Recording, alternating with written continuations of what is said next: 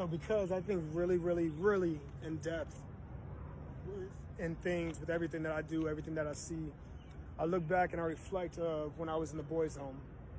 And like one thing that really struck my eyes and made me realize like a lot of the stuff with propaganda and conditioning with people is the fact that I was in the boys' home in Kansas, Junction City, Kansas to be exact, New Directions.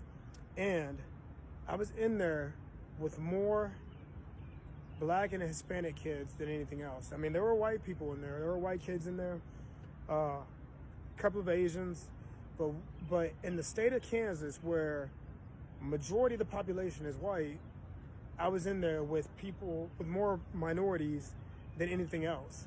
And that made me realize that something is not right here, because you would think that being in a boys' home in Kansas, it would be more of everything or more white people.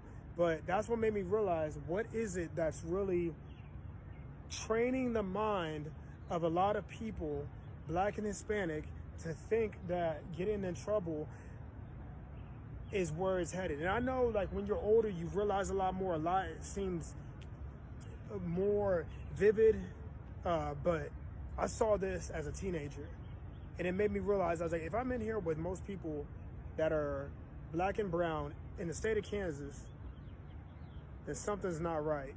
Something's not right. It made me open my eyes to it's not only an economic factor, it's also the stuff that's being pushed on people. And when I say push, I'm talking about the music, the media. Music and media plays a big role of people's perceptions and the way that they are thinking.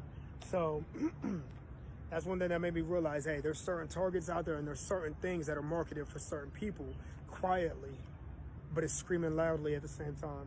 It's Nappy Vereen, show the brands and tattoos to be official. Asiago.